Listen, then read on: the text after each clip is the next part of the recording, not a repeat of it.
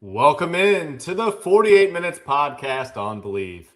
I'm Ross Geiger, the former NBA video coordinator, and I'm joined alongside Bruce Bernstein, our four-time Emmy Award winner who spent more than 3 decades at ESPN producing NBA shows, SportsCenter, and soaking up knowledge from the best hoop analysts in the business. Also joining us is the two-time Emmy Award winner, Michael Willoughby Freer, who's a senior writer at Stat Factor, specializing in writing advanced statistical NBA reports for various announcers across the league. And tonight, we're thrilled to be joined by three-time NBA champion and Spurs legend, Bruce Bowen. More on him in just a minute. This is episode number 227, the Jordan Walsh episode, as one of the Celtics' best perimeter defenders currently wears number 27 with the team. Now, speaking of elite defenders, Bruce, why don't you give tonight's guest a proper introduction? Thanks, Ross. Every week when you introduce me, you point out that I spent more than 3 decades at ESPN soaking up knowledge from the best hoop analysts in the business. And tonight, we welcome one of them, my dear friend and fellow Brucie B, the original 3-and-D member of the San Antonio Spurs dynasty, Bruce Bowen. Welcome, Brucie B.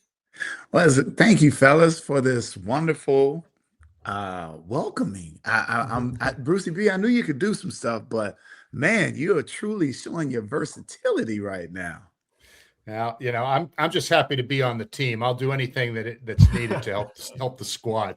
So, look, we're going to spend some time discussing the current Spurs team with Bruce, which I feel is the best story of the NBA season. But we cannot do a show with him without addressing his own career. And when I think of the guys whom I consider the consummate teammate, I always think of Bruce. Here's a story many of our listeners never heard about Bruce. His number 12 was retired by the Spurs in 2012, but when the Spurs acquired LaMarcus Aldridge in 2015, he wanted to wear number 12 because that's what he wore during his Portland years. And Bruce, you had to give your blessing for LA to wear it, and you did. Can you tell our listeners how that story played out? Wow. I was traveling in California. I was going back to Fresno or something from LA. And I remember R.C. Buford gave me a call and he said, "Hey, Bruce, we have a chance to get LaMarcus." And he wanted to know if he could wear your jersey. And he explained the ins and outs. And my biggest thing was I felt like if I have a problem with this, then what's wrong with me? I can't play anymore, nor am I playing anymore. So if I'm not, then why not allow it to be able to be used? Now, Michael Irvin made a great point about if you're great at the number, then you're going to continuously be talked about. And so I just said to LaMarcus, I said, "Hey, you go ahead. I have no problem with it. But just understand this. I don't think they're going to make another one if you happen to win a ring." So that was my little jab at LaMarcus as far as the number being used by him. Hey, Bruce, we really appreciate your time and coming on here with us. As Bruce mentioned and Ross mentioned, you were a member of three NBA championship teams. You were all defensive team for 8 years in a row, and 5 of those years you were first team all defense. And you also were a deadly 3-point shooter, particularly from the corner, leading the league in threes in 2003, I believe, at 44%. Did you realize at the time that you were creating this kind of position we really consider now called the 3-and-D? No, I definitely didn't realize it. I considered it an honor when people would say, "Wow, man, you're the original 3-and-D guy." For me, it was just trying to get on the floor by any means necessary. And when I got to the NBA, I understood that would be my calling. And I think about how the San Antonio Spurs brought me in, and it was to limit Kobe. And I welcomed that opportunity. But more importantly, what I saw here, as well as some places, is the importance of knowing how to star in your role. Tim had a role. Tony had a role. Manu had a role. David Robinson had a role. We all have roles. It's just a matter of what degree it is as to how you're moving forward towards your goals and whatever it is that you guys are striving to be. So for me, I took pride in it, but at the same time, the way it all came about, I did not have a clue that it would become such a thing. Now, Bruce, you just mentioned one of the guys I wanted to touch on here, and Kobe Bryant. Of course, I remember those years, and certainly your epic battles with him defensively in those highly contested playoff games. But there were other greats that you had to guard as well. Michael Jordan, LeBron James, to name just a few. But what was it like guarding Kobe? Because that was in the peak prime of his career in the Western Conference, Lakers, Spurs, big-time matchup. How did you prepare for a guy like the Mamba? Well, it was so much of doing all your homework that you could, looking for any and every way to find an edge. I was a big proponent of watching film. I used to say to our film guys, hey, give me the second and the fourth quarter, because I felt like, especially late in the game, guys tend to go to their habits. So if they're used to two dribbles pulling up with the right hand, they're going to go back to their habits in crunch time. It's early in the game where they try different things that they may be working on to try to become comfortable with it. But they always go to what they're truly comfortable with. And so I always knew that Kobe wanted that right elbow. And if he got to it, if you were there, he was going to pump fake, and then go up, or create space with a little bump and then fade away. But just knowing that wasn't just what it was. He was a relentless competitor. So he was always, looking to attack. Whenever he got the ball, you had to be aware what's going on. Is it a pick and roll coming? Is he trying to isolate you in the triangle on the block? What exactly is he trying to do? So with Kobe, it was just a matter of understanding that he's in constant attack mode. And the flip side is that sometimes, I think about this. How many times did he just catch it and swing it to like Derek Fisher without purpose? There wasn't many times that he would do that. So it was just a matter of me continuing to try to work. And if he hit his first four shots, I always felt like, okay, if they're tough shots, I'm gonna have an impact against him. But if he starts off missing, now it became more of a cat and mouse game where even when I go out of the game and let's say Manu was coming in for me, I'm saying to Manu, hey, he doesn't have a rhythm right now. Don't let him get a rhythm on you. Mm-hmm. Hey, Bruce, LeBron James still putting up numbers at age 41, but back in the 2007 finals, your defense against him was a big reason why you guys were able to sweep the Cavs in the finals. Now, he had 2 inches and, 50 pounds on you. How did you approach your matchup with him? Well, as I said, I was a big proponent of the film, and LeBron was not quite as comfortable on the scoring aspect of things back then. That's something that he continued to evolve into. And so when you have those type of individuals, I thought his strength at that time was his vision. He saw the floor, he saw guys, he was able to get them the ball. And if you put him on a block, it was like putting kryptonite in Superman's pocket. You just didn't see him as effective. So my biggest thing was making sure that I invited a jump shot and made sure I closed out just as he's going into it. What he was physically was impressive, because you usually see guys towards the end of their career, those muscles start to get a little curvature, less definition. But LeBron has come into the game, broad shoulders, chiseled, and now he's just more chiseled and still with the same broad shoulders. Now, Bruce, I got a quick question and follow up here on all the defense we're talking. If you look at today's game, who's one guy where you're like, man, I'd have to watch a lot of film and really get ready for? Like, who stands out or comes to mind first? Well, I think so many of the wings right now, it's impressive what the game has grown to. I know you didn't mention this, but Carmelo Anthony was another one where, because he had a physical style of play, kind of like a Bernard King. He had a quick first step, and it was just that I don't think he got into a flow of body movement. He could create on his own, but if they would have had in Denver at that time more ball movement and getting him at certain places instead of just coming straight down and passing him the ball, I think they could have been a lot more successful. But he's one that I think of a lot of guys like a Jason Tatum and what he does. Brown with the Celtics as well, who's an awesome individual. I got a chance to spend some time with him in Africa on one of those trips for the NBA, and I was just truly impressed with Jaylen's ability to, to seek more information to become a smarter individual. Today's game, obviously, Luka and what he does. If I was a ball hawking person against him, if I'm competing against him, I'm trying to pick him up as soon as he get the ball, a la Steve Nash. That was one of the things that I would do with Steve, is trying to wear Steve down so that when he gets across half court, now he doesn't have as much energy as he once did because he's working up the floor. I think so many guys today, they underestimate the talent of the offensive guy right now. For those guys, I mean, everybody and their grandmother knows how great of a shooter Steph Curry is.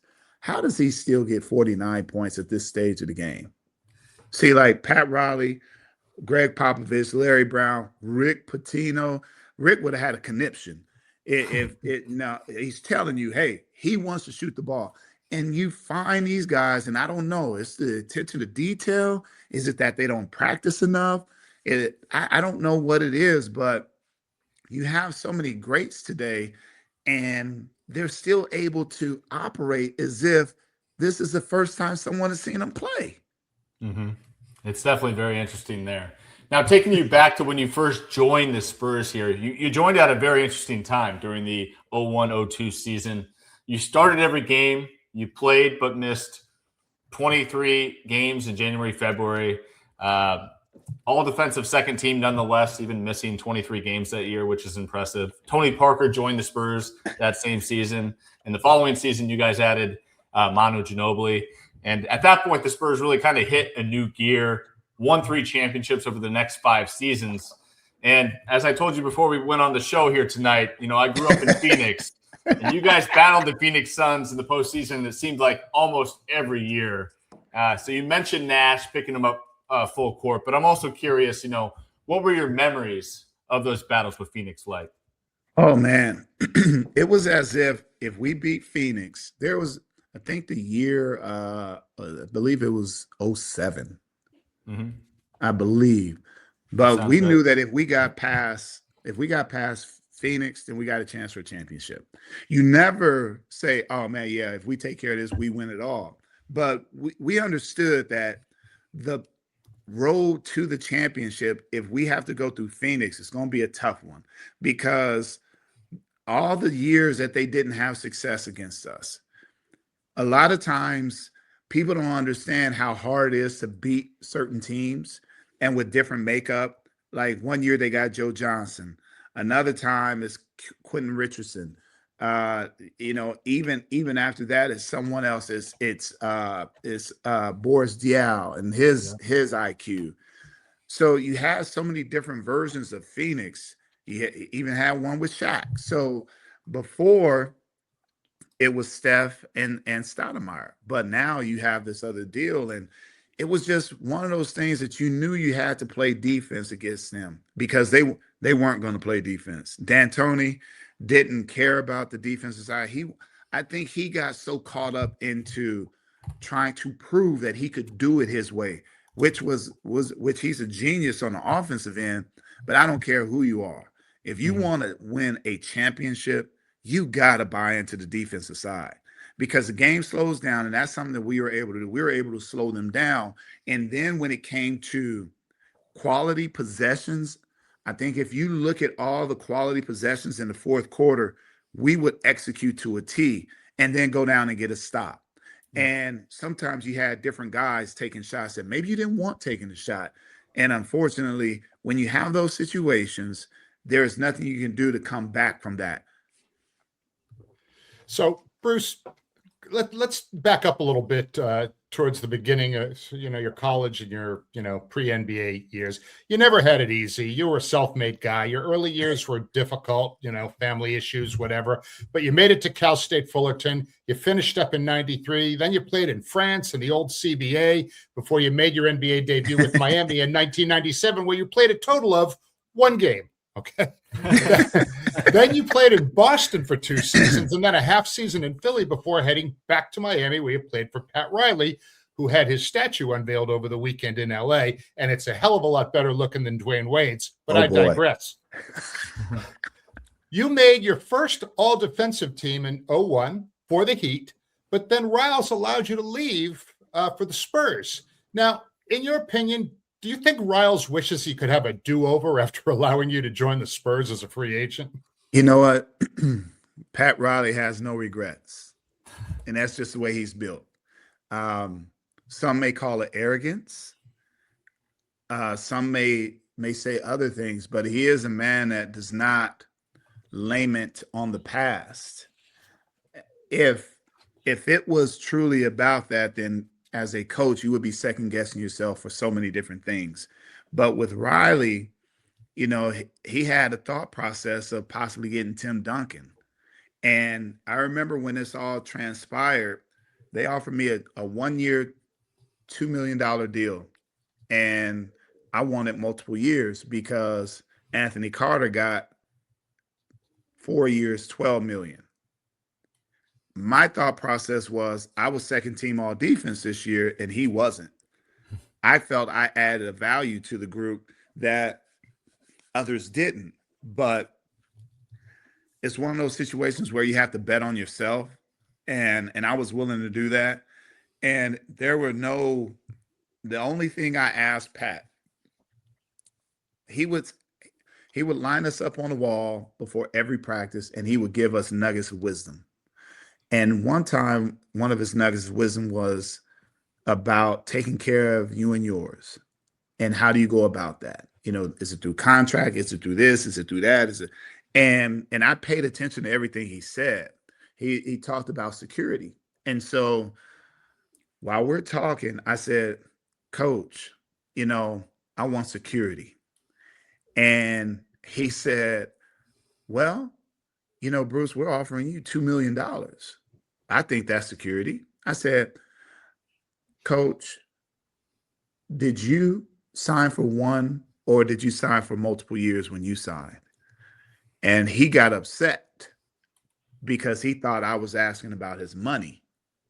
I didn't ask him how much. I just wanted security. Security was more than 1 year for me. And so when I said that, he said, well, we have an offer for you right now. I said, okay, well, I'll keep that in mind, but I am looking for security. And so Spurs came in with an offer it was more of an offer of you'll play for the minimum this year and then you have an option next year so there's multiple years, whereas I didn't get multiple years with Miami.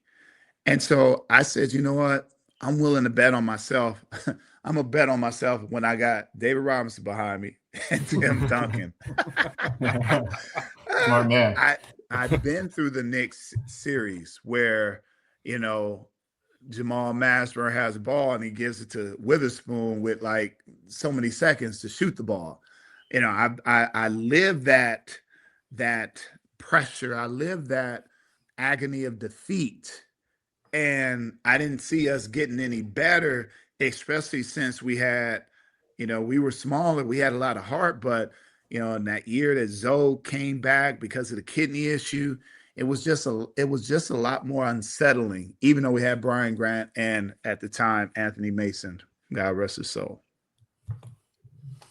Hey, Bruce, a quick follow-up to that. We were talking about Pat Riley and your time with the Heat. Real quick, can you talk about what that Heat-Knicks rivalry was like? You caught the back end of that playoff run where they met 4 straight years. Man. And obviously we know about the fights, we know everything, but it was really intense. As a Knicks fan, I always equated it as it was the kind of rivalry where you were playing for the championship of each other. And Absolutely. That made it a little bit different than other matchups. What was your perspective of that rivalry? It was pure basketball. It was, I say, at the purest form of. Now, what you didn't mention was the fact that Pat Riley had assembled that group. And then Jeff Van Gundy took over. Jeff was his assistant. And now in Miami, Stan Van Gundy is Pat's assistant. So you got great basketball family in the Van Gundys. Their dad was the coach. And so, Stan was a guy that, I never saw another coach sweat as much as he did working me out. And my thoughts were, if he's sweating like this, I better for damn sure work as hard as I can if he's sweating like this. And so what that rivalry was very much like a EuroLeague game. Whenever the Knicks scored in Miami, it was an uproar. And I'm like, wait a minute, we're at home. But it's all the New Yorkers, as they snowbirds. they come to Florida, have their summers or their winter spots. But by the last 3 minutes, that's when the true Heat fans would come out. It was such a wonderful rivalry as far as two teams going against each other who understands exactly what the other team is doing. And I think at the end of the day, when you have those type of rivalries or you have those type of relationships with those individuals, I say relationships because Pat Ewing and Lonzo Mourning were like brothers. I had a great relationship with Charlie Ward and Allen Houston. And it was just one of those things where you look back on and say, man, I wish teams understood what this rivalry truly was. So it's kind of like the Laker and Spurs rivalry when I got here, but it nothing compares to the Heat Knicks rivalry. Now, you mentioned being with the Spurs, and you talked about Tim Duncan before. He was obviously the driving force behind, the 5 championships the Spurs were able to win. And he had such a low-key personality, and everybody knows about that. But, despite his, Hall of Fame amazing achievements, he's really in that conversation, the GOAT conversation, despite being, considered by a lot of people as the greatest power forward ever. Why do you feel like he hasn't been mentioned right there with Michael, with LeBron, with Kareem in the discussion of greatest of all time?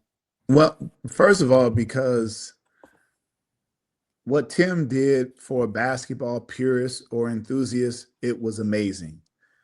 But for the average fan, it was not sexy.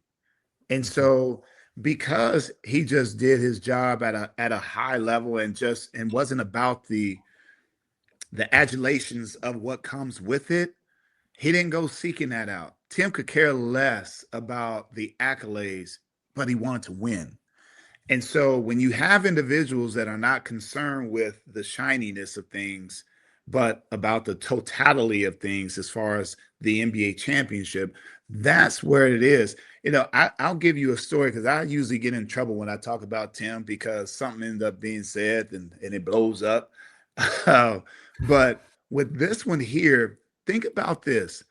He stays in school because he enjoyed the experience and he knew he wasn't ready. So once he gets there, he has David to lean on.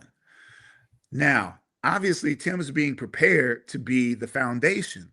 And right after we win in 2003, now we're going for another one, which was my first, but this is David retiring now. Now Tim has something to prove. And it wasn't even about proving it to us. This was something that he felt he had to prove, like, okay, David has carried this organization for so long. Now I gotta get me some rings too, where I had David. Now I can do it without David, and maybe it can be me helping someone else. Like, no one thinks about those little things when it comes to talking about the greatness of Tim. When they think of the greatness of Tim, all they say, oh man, he's the greatest. He got 5 rings. But they don't talk about, or I don't think they have a clue that all the things he had to go through as far as what a leader does of an organization. A leader listens to see who it is because he was a free agent at one time. And I think one of the greatest things that Pop did was, hey, this doesn't happen often. And you gotta see what's out there.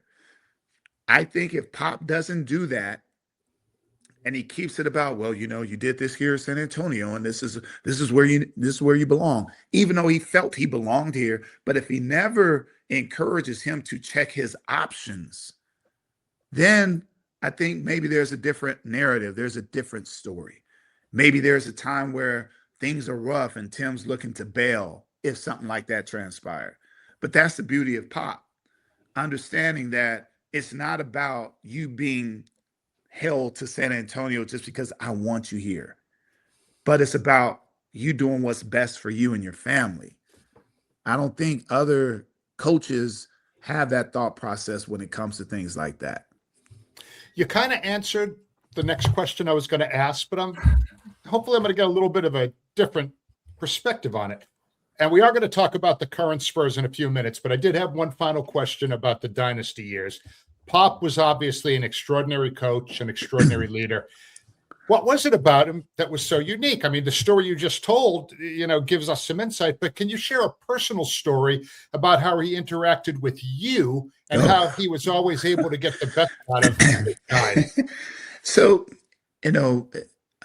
unfortunately, sometimes on national television, you would see Pop like this with me or or Tony or Manu.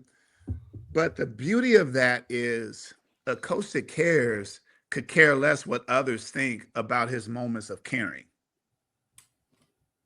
See, it's truly about a coach not misconstruing certain situations and relationships. One of the greatest things that I love about Coach Saban is how he stressed to his assistants that you guys need to draw healthy boundaries with the players. You guys want to be friends with these guys because you think they're going somewhere. But it's your job to develop them to get somewhere. But you can't develop them if you misconstrue the relationship. And that's what I always felt with. I always knew where I stood with him. There would be times where if I want to talk about something, I could. And I remember numerous times, hey, Pop, can we go talk? And he'd be like, hey, yeah, let's at the practice facility. We go to this place called Luby's. I'm not a fan of Luby's. Luby's like an old person's cafeteria to me, but I digress. But we go to the Luby's parking lot. We just sit there and we just talk. And I would voice a concern of something, and he would say, okay, well, then just do it that way. And that's what you don't necessarily get from some guys. The availability to even take the time to listen to what your player is saying. Now, some players may think, oh, shit, he ain't going to listen to Bruce. Bruce is way down low on the totem pole. But even in those moments of him chewing me out, he called me over during the game and be like, hey, you really need to get over that screen. And I said, I got you, Pop. And he's like, but Bruce, what do I know? I didn't even make it to the NBA. In that moment, he can make it fun. But you understood you have a job to do. There is a moment where I was maybe in my 8th year here. I'm like, I'm feeling myself a little bit. He told me that, like, he was coaching me. And I had a response. And I said, Pop, you act like I tried to do that. And he just simply said, Bruce, I'm just trying to coach you. That's my job here, is to coach you. That's what I did your first year here. That's what I did your second, your third, and however many years you're going to be here. My job is to coach you. And when he said that, I had to look in the mirror. I'm like, okay, what makes me not worthy of being coached now? Because of a little success? Now, I'm only being transparent with you. There were moments where I'm feeling myself. And it's just like when parents understand that, oh, that young man thinks his armpits don't smell bad. Let me show him it does. So, he had that ability, but I think it goes so much further than just the basketball. He was more concerned about you as an individual than anything else. And how can he impart certain lessons of life through the game of basketball for and to you? Okay, Bruce, let's go ahead and fast forward to 2026 now, because the Spurs have an exciting team as is, and that starts with Victor Wembanyama, who's on his way to a Hall of Fame career and future NBA championships with the Spurs. His physical gifts are... And I love it, but in this basketball world, you just don't want to throw stuff out there like that, because I'm sure someone said the exact same things about Grant Hill. And it's a shame that he didn't achieve that. It's a shame that Steve Nash didn't achieve that. So not to say that I don't believe it can happen. I just say let you We'll pump the brakes a little bit. Okay, I'm fine with that. I just think when you look at this young core, the assets that they have and the veterans they have on this roster, they've kind of got tremendous upside is what I see. And there have been people that, hey, Bruce, what do you think about the new group? Well, first, what Mitch is doing, I think, is tremendous. The fact that he's learned the culture here and has been here for quite some time, but not just that, his ability to connect with the players. See, I love the things that I've been able to see or reflect on when I was coaching high school basketball. A lot of the things that I did came from the relationships I had with Pop and how I saw him teaching us. I saw him do things with it. I saw him make it more about connecting everyone so that when we see one another, it's not just a clique. And what I see in Victor is the ability to bring guys together. And even though some may have different thoughts to the way that he does things, I think that the thing I love most is the respect that this group have or has for one another. I say respect because when you truly respect someone, you don't dismiss what they feel or what they think. And so you're able to receive some, even if you don't agree, you're able to receive what they may have to say to make it better about the team. Right. Castle's ability to get, a physical guard the way he is. I love his physicality of the game and what he does. And to think that he probably should be a senior right now in college, that's the part that's mind-blowing to me. And then you take Harper. He's just, because he has such a great feel for the game. I remember Ron and I talking, and Ron's like, Bruce, I'm so happy he's in San Antonio, because if he goes to another team, he can learn bad habits and it become about him. But what he's learning in San Antonio is truly about the team and what I can do to enhance my teammates' game and not just my game. You see a different toughness about the Spurs now, whereas sometimes you just got to stand up. I love what Keldon does coming off the bench. He's kind of the enforcer, but he's the veteran there along with Barnes. Yeah. When you have those veterans who are comfortable with themselves, they're not trying to get another contract. Ooh, I need more touches. I got to get more touches. And Vassell, you got 3-point shooting with Vassell. You got 3-point shooting with Fox.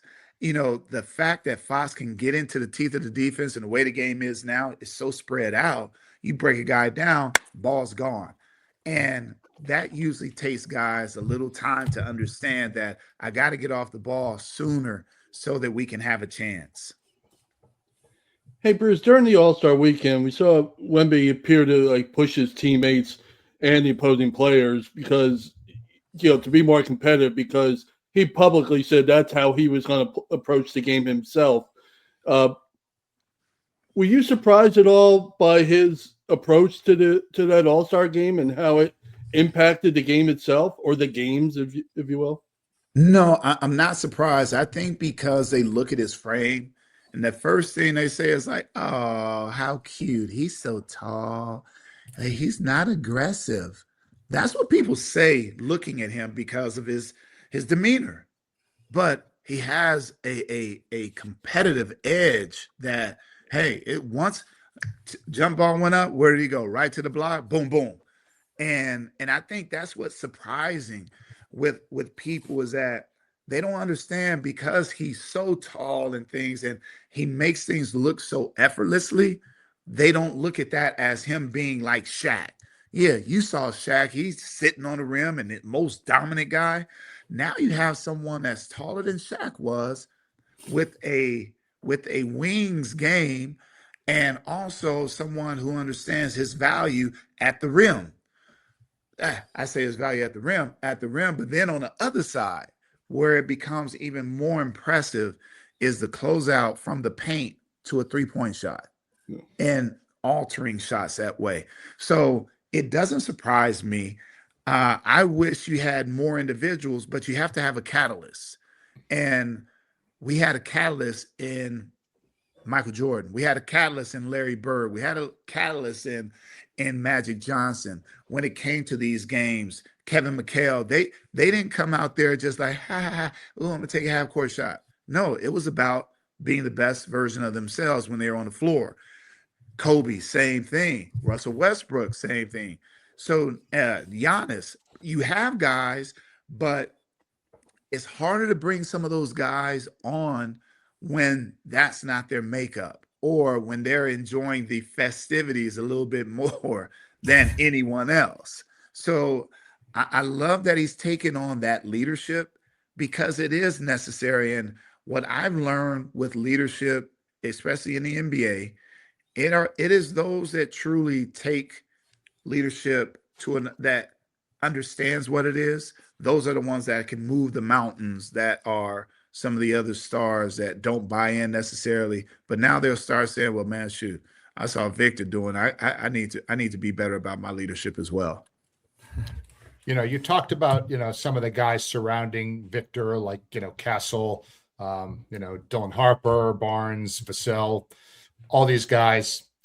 But head coach Mitch Johnson could very well be coach of the year. I mean, it's hard for me to see anybody who's done a better job, particularly developing a young team from a 34-win team to a team that's on pace to win 58 right now. In fact, Monday night, they won a really tough road game in Detroit, an excellent performance by those guys. So Mitch was Pop's assistant for 6 seasons before stepping up after, Pop had to retire.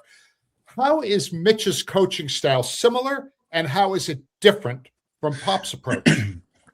Well, Pop's style allowed the foundation of team first over me first. And Mitch was able to just echo that. Now, what Mitch brings in is just a new type of energy. Somebody that's young, obviously, but it's not like he's trying to reinvent the wheel. But he just has a different style to him. It would be equivalent of what my grandfather thought he was doing dancing compared to what I was doing dancing in the 70s. and all he was talking about was mashed potato. And I'm talking about the robot. I'm talking about the penguin. I'm talking about different things. And like mashed potato, it was effective, but because you have more youthful, now the players truly understand that they have somebody that they can go to battle for. Not that they didn't feel that way with Pop, but they were, I think, because of the age, they were so in awe of Pop and all of his accomplishments. So even though they're competing and they're doing the best they can, they were still kind of like, wow, okay, wow, this is Pop. But now with Mitch can say something that they can relate to just like that. And it just changes the narrative. It's one of those things I told someone not too long ago. I said, it's not like they didn't buy into Pop or want to play to the best of their abilities for Pop. I said, it's just sometimes when you get a new pair of sneakers, even though those old ones, you've polished them numerous times, but now you got those fresh ones on, and now you're like, ooh, hey, I can get my James Brown on a little bit. So that's where I think the whole difference is. And again, kudos to Mitch and what he's doing, because it's a learning situation. He learned on the job quite a bit last year. So having that time too to kind of deal with things, and also understanding that he was auditioning just as he was, going about day-to-day things. Now, Bruce, let's stay on the Spurs youth for just a second here, because Castle and Wemby were the past 2 Rookie of the Years in the NBA. This year, top rookie Dylan Harper, who we've discussed a little bit here tonight. With Cooper Flagg, Nipple, VJ Edgecombe, there's really no chance Harper will make it 3 in a row for San Antonio. But he has been a huge part of the team's success. He's had impact in games and definitely shown flashes of what his future holds in San Antonio for this team moving forward. So my question overall, and this could even date back to your time there, what does it, with Spurs culture, What is it about it that helps these young guys develop so quickly? I think because what I said before, the team first attitude. A lot of times when Hmm. guys come into the league, they're trying to make a name for themselves. But within the Spurs culture, you're making a name in the process of doing something for someone else for the total part of the team and not just yourself. When when individuals understand that it's about team and not me, it just brings about another process of them being able to flow into something that much more easier. I love what Carter Bryant has been able to bring to the table as well. A rookie trying to find his footing and starring in where he gets in and where he fits in and going from there. Whereas Harper has more responsibility than say Carter does. And so when you have that, that's where the differences happen. But it's always about the flash and the sexiness of what some rookies can do. And you mentioned Edgecombe and Cooper. What they're doing right now is tremendous. But I guarantee you this: at the end of the day, what Harper is getting a chance to see is that yeah, that's fine. They're allowing people to know they can play, but what he has is so much more special. So much more special. He can have much more of an impact, even on a night where he's not scoring in double figures. He can have so much more of an impact taking on a defensive challenge. Those other guys, like Cooper, unfortunately, he can go for 40 and still lose. Whereas Harp can have a run of three straight baskets like he did in OKC and finish with 15 points. And all they keep talking about is the reverse dunk and another play he made at the basket against the top team.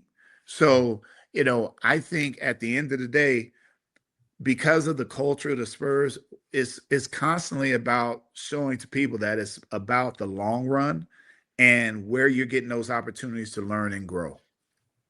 So, Bruce, prior to the season, I was the Spurs bandwagon leader. Okay, I had predicted 50 wins. I had predicted Wemby for Defensive Player of the Year and MVP, and Mitch Johnson for Coach of the Year. Patting myself on the back. I might be right about 3 of those 4 things, maybe all 4. You never know. Now, the Spurs have beaten the defending champion from OKC 4 times in 5 games. Now, only one other team in the whole league, Minnesota, has even beaten OKC twice. So, as I mentioned in a previous question, the Spurs are on pace for 58 wins. Do you think that they're a team that can win it all this season? And if so, why would that be the case? So, you have to be very fortunate in your runs in the playoffs.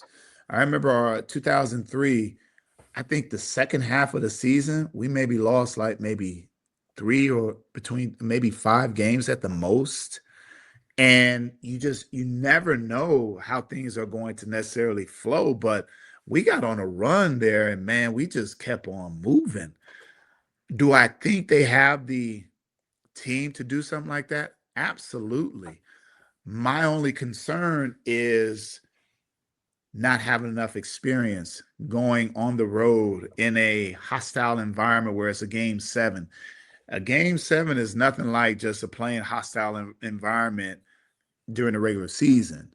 It takes those veterans to really be able to constantly echo the voice of what the coaches are trying to say, because you have those moments where in the regular season, that shot with 10 seconds on the shot clock left, that's okay. But in the playoffs on the road, you want to make sure it's not a good shot that you're taking, but it's a great shot. And who's taking the shot? Yeah. At what point of the game is, say, Victor taking over? One of the deals that we used to see is that Kevin Garnett used to run out of gas in a lot of those types of situations, especially when he was in Minnesota. It's because he went after the game, I believe. And he's going to be able to get his points, his shots.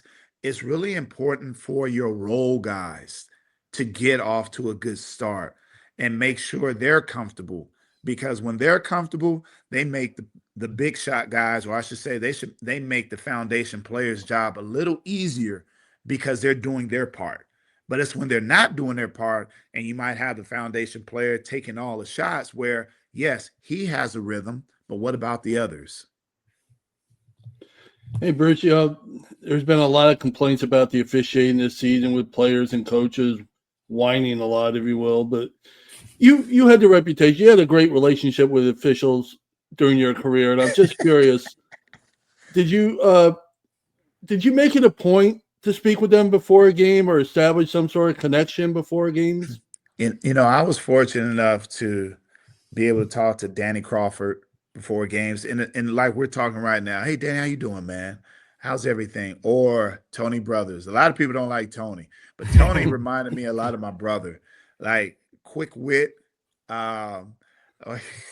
Hugh Hollins. One time, Anthony Mason was complaining, and we were in Chicago. We were playing with the Heat, and he was like, Anthony, the problem that you're having has nothing to do with the jersey of black and white.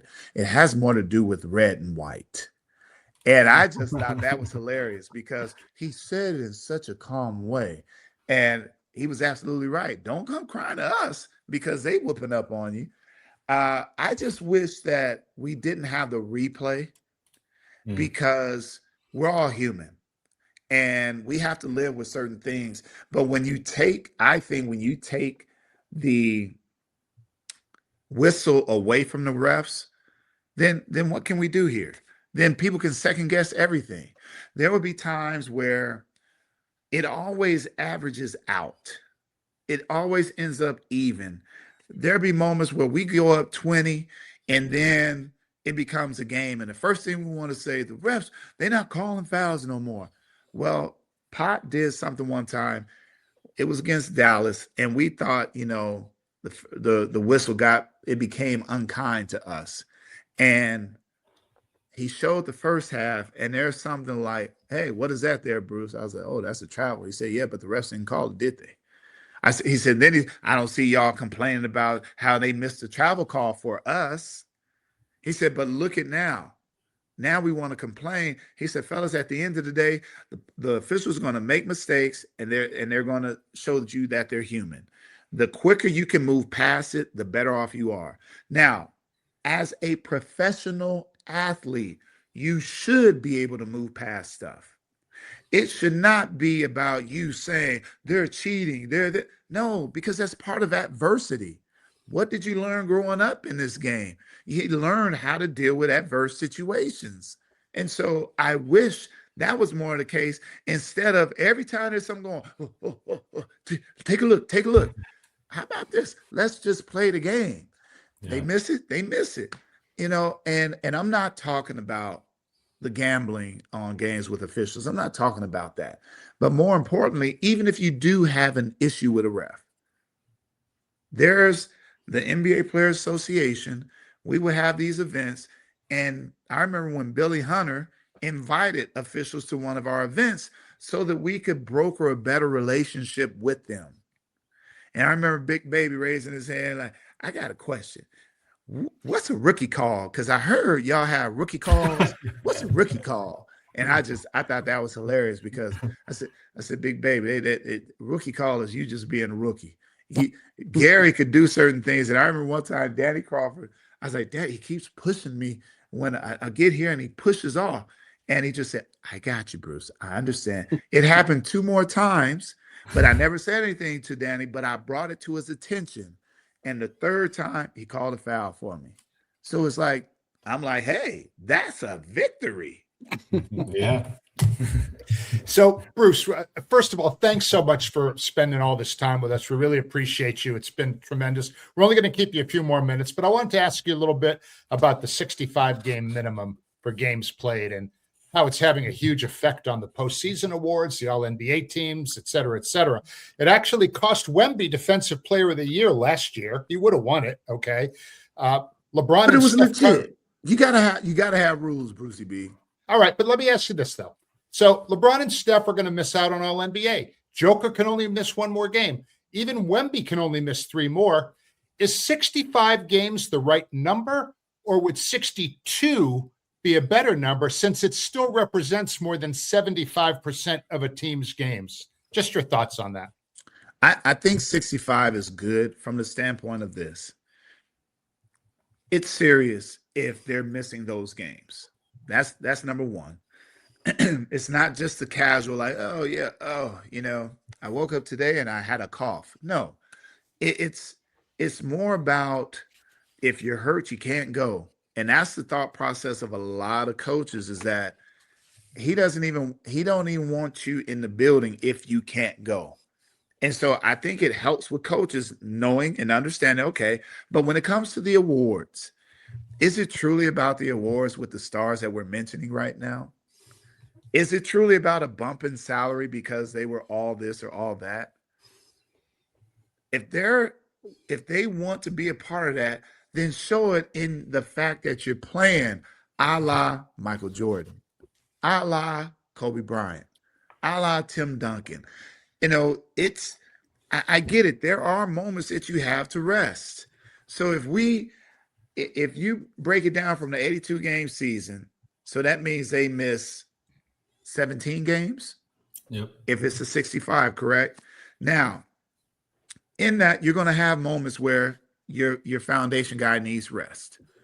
But it's about the team more than the accolades to me.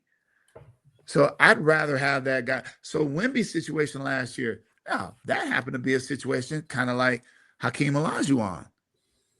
You remember when Hakeem started wearing the because of the blood issue? Mm-hmm. It's very similar to what Wemby went through. But that's something that you got to get under control.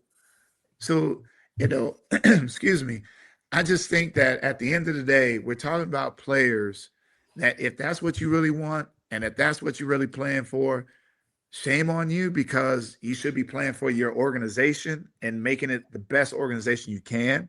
But in the process, hey, Michael Jordan was able to do those things and he didn't take nights off, as we know, but he had a different mindset. He understood that this might be the first and last time someone got a chance to see greatness, and that mattered to him. Now, Bruce, before we let you go here, we'd love to play a quick game of word association, which we love to do with our guests. And what we're going to do here is give you a player, and then you'll provide us with a word that comes to mind for that player and a brief explanation why you chose that word. Sound Okay. good? So we're going to start off easy with you here. The Admiral, David Robinson. Ooh, man of faith. Until you get a chance to spend time with David, it's not a facade in how he goes about life. If anyone ever says anything in a negative manner about David, I know it's them. Because David, I've seen him stop and take his time just to spend a little quality time with a fan. Mm-hmm. And you talk about someone who carried the city for so long and did it with a smile on his face. You never heard anything about him as far as not being an outstanding individual. So I immediately say man of faith, because that's the person I know in him. Draymond Green. Ooh. Fiery. I'm going to go with fiery. I wish. I'm better yet, comfortable with self. I like that. Yeah. Comfortable with self, but like his intelligence, people have gotten a chance to understand a lot more now. But he didn't just become smart over the years. He's always been an intelligent basketball player, but he's taken the platform of players being able to speak out and speak up to a whole nother level. I wouldn't have done what he does during the course of the season. And I had a chance to have a radio show years ago while I was here in San Antonio. And Pop said to me, he said, and look, this is a genius of Pop to me. Hey, look, you can do what you want, but I'm just saying, why would you want to give someone fuel and ammunition for when they play against you? You're going to be forced to critique guys, and then you're going to play that guy. And all that is that's locker room material. And I thought about it, And I said, when I walked out of there, I knew I wasn't going to do it because it just I didn't think it through, obviously. But for Draymond to do it and still do it at a high level and still play at a high level, I respect that. The other side, comfortable with self is sometimes you feel like you're on that island all by yourself when everybody is talking about you being dirty or look at what he did here. Oh, this guy, he's bad for the game. I don't think people truly understand that when you hear that, all you want to do is hear the accolades. But when people start to say things as if they know your intentions, that was always the part for me that bothered me as a player is when they would label you as dirty. Oh, he's dirty. Like, to me, it's like coming to somebody's job and saying the most negative thing, but you don't have anything on that person, or you caught them from a distance doing something. So that's why I say he's comfortable with self, and you have to be, obviously, but I appreciate his effort, his drive, and then I hate when people always say, yeah, you hate him, but you want him on your team. Stop it. Let's just give him his flowers for being who he is and being a part of that dynasty in Golden State. All right, Luka Doncic. Ooh.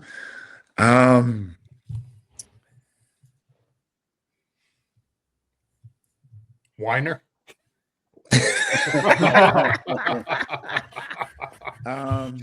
Nah. No, not one. I'm gonna say this: talented to a fault. So talented that he does the other things that aren't necessary because he's so talented. So talented that maybe doesn't work as hard as others because it comes so easy for him. Talented, so talented that sometimes he does want to talk to the officials too much. But where I blame that? I blame that in Dallas when Mark Cuban was the helm, was the head of everything there. Because you think about some of the others that have been in Dallas. Steve Nash, what did he do? He was always putting his hair back and complaining to the officials. Dirk Nowitzki put his hair back, complained to the officials. So it's something in that water in Dallas that starts that. But in all seriousness, talented to a fault. Talented to a fault that sometimes I think he rests right where he is because he's so good instead of pushing the envelope. All right. Here's an easier one for you. Tony Parker. C'est pas possible. Come again? With Tony, oh man, wisdom. I'm gonna say wisdom with him because Tony's ability, not just as a player, he played as a wise individual on the floor, and with his quickness, and never diverted from his strength. Tony led the league in points in the paint, I believe, like 5 years in a row. And when you think about that, even when his shot got better, he still understood the wiseness in him was to get in the paint and still finish. And he could finish with either hand. But where he truly impressed me was at 19 years old, having dinner with the president of France. Just the two of them. I don't know what I would have done at a dinner with a president at 19.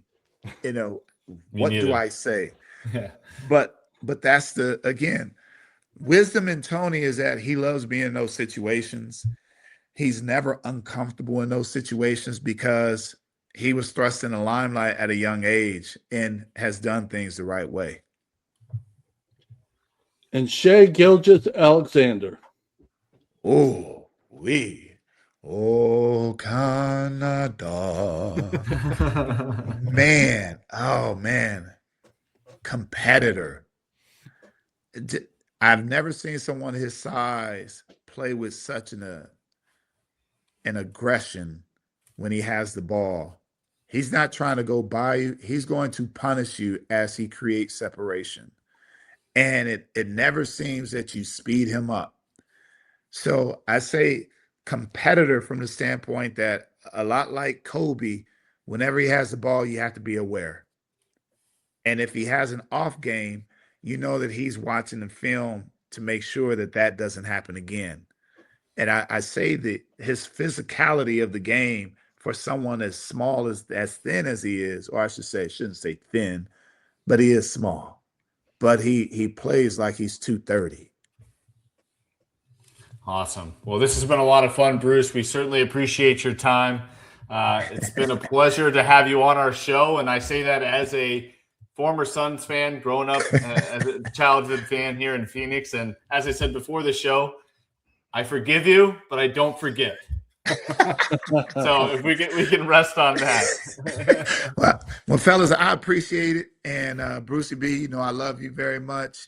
Love you too, brother. And World B, I appreciate your time and efforts. And hey, man, I look forward to doing this again. Awesome. We would love to have you anytime, and we'll definitely take you up on that. So with that will do it for this edition of the 48 Minutes Podcast by Believe. Thanks for tuning in. We'll be back with you later on this week. Be sure you're up to date in 48 on all things around the association. Take care, everybody.